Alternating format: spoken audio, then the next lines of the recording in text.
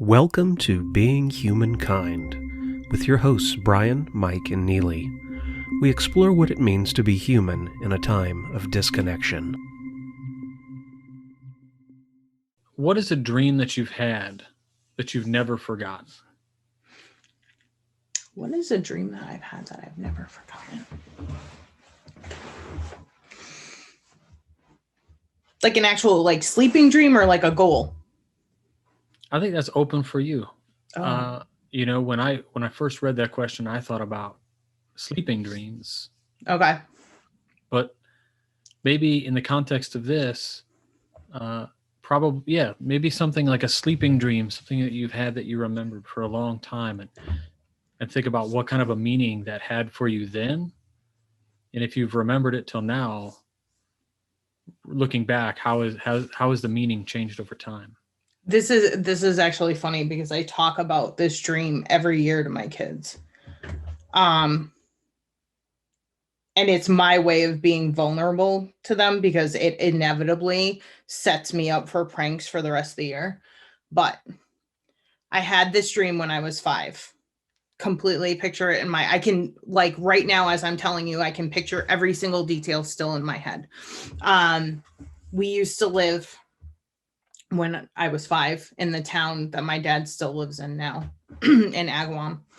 And one night I had this dream that I was all by myself in my house. There was nobody around. The sky was a weird, like, orange, pinkish, kind of like sunset, but it felt ominous. There was nobody on the entire street. And the Incredible Hulk, Lou Ferrigno style, was coming down the street, making his Incredible Hulk ruckus. And I was by myself and I was terrified and I hid under my bed. And that was like the whole dream, was like me hiding different places in the house because Lou Ferrigno was coming down, like, as the Incredible Hulk, like spray painted, green teeth, green hair, whole nine, the shredded shorts. Completely picture that in my head. Yeah. So I tell my students that story every year at the beginning of the year when we start getting to know each other. And I give them like this whole thing about like learning about me. Part of it's like my caffeine addiction. And then Mrs. J has the Incredible Hulk phobia. And then inevitably they draw me pictures in art. They, if I leave, someone I used to work with, was my brother's roommate for a while. So, if I left my room unattended, I would come back and my smartboard would have, an Incredible Hulk drawn on it. This particular teacher bought himself Hulk hands and would send the kids to my room, like the whole nine. So if I had to interpret that, now I guess it would be the fear of being left alone with that big scary thing whatever that big scary thing might be, and having to conquer that. But as of now, it's just like a thing for me. When Amelia was little, my brother would buy her Hulk pajamas. He has a Hulk mask he brings to the Cape. He bought one for my niece. I mean, but I can picture that it's completely like in my head, like the color of the sky, the noise that the Hulk, like, oh, my kids think it's hilarious. And I always have to say, I'm like, listen, it's not Mike or Mark Ruffalo. It's not that Hulk. It's not cartoon Hulk. I'm like, it's Lou Ferrigno. So of course they're all on their Chromebooks. Lou Ferrigno Hulk. This one, Mrs. J. Yes, that one. Do you want to look at it? No. Mrs. J, I'm gonna send you my document. Could you open it, please? Picture of Lou Ferrigno as the Hulk, and they get whatever. They get a big laugh at pranking me all year long any way they can. That's fine. It's almost like a controlled environment. Like if you have to pick how they're going to pick on you, better to go with something like that. Because they're vicious. Like if there's something wrong, I had my hair, I frequently hair's up in a bun, right? Got a lot of hair. I took it down, and one of my girls, this was Monday. Yeah, Monday. She goes, listen, she's like, the back of your hair, you got like a big tangle or something. She's like, well, can you do something about it? Every time you turn around, I'm looking at it. And I'm like, girl. She's like, just do it, Mrs. J. You don't keep a brush in your bag. This is what happened. I've had her for 2 years in a row, so she's getting very comfortable. Middle schoolers are awesome. They are awesome. I do remember it. I think I was 22 or 23 years old. I accompanied my nieces to a middle school day. And I went into class with them, and they were in some of the very same classes that I was in, and I was astounded. I thought, was it this way when I was here? It has to have been. I know. And it was terrible.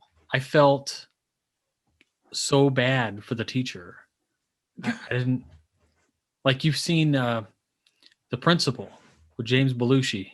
Yeah. Okay, so like, maybe not that bad, but it was bad. Yeah. I teach in the same school that I went to middle school in. So I tell the kids that. I'm like, listen, I went here. I know. I'm like, stuff doesn't always look the same. I'm like, but I went here. I'm like, one of the teachers that I had still teaches here. And they're like, get out of here. And I'm like, yup. And if they're 8th graders, I'm like, you might have him. And they're like, we know who it is. I'm like, he signed the Declaration of Independence. And they were like, we're telling him you said that. I'm like, go ahead. I tell him all the time. You sound so relatable, though. Like, you sound like you really, that they would be able to relate to you. I try. Evidently, I've been told I have some kind of weird teacher voice that I'm not allowed to use on this interview. Oh, like well, one of our friends has been told he has a gym teacher voice, and he's not allowed to, there's certain times he's not allowed to use it. So there is a certain teacher voice, I think. Sometimes I try to talk, like I talk like them with like a very weird inflection to try to get their attention, which I didn't think was weird until I was teaching from home and other people in the house could hear me and called me out on it. And the fact that sometimes I sing at my kids until they pay attention. I'm like, I will keep singing. Like I start singing Adele songs to them and I'm like, you better respond to me or I'm just going to keep singing. And then they'll answer something. I'm like, it's not torturing me. I can block myself out. I'm like, you have to listen to it. So just answer the question already. All of a sudden I see cameras going on. So it's almost like I'm not annoying myself. I might be annoying you. Exactly. And I don't annoy myself. I'm like, I'm 43. I'm past that point. So I try to be relatable to them because otherwise it's going to be, I have to be there too. So if we can't have some kind of rapport, it's going to be torturous for both of us. Don't you wish we all had teachers like that when we were in middle school? I don't remember that I did.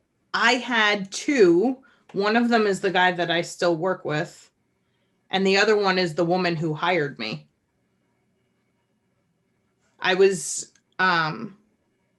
actually I was teaching at a Catholic school because out of college, nobody wanted to hire me because I had no experience.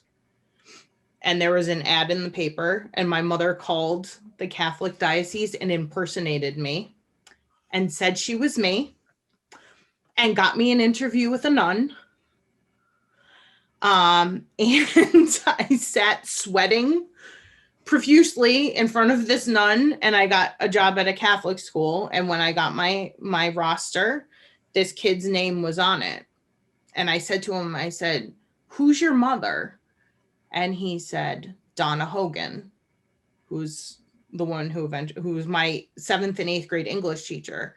So he was born when I was in 8th grade.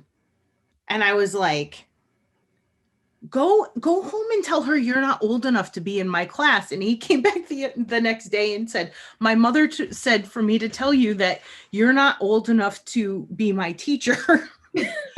So we went through that whole year, and she is the epitome of everything I ever want to be as an educator.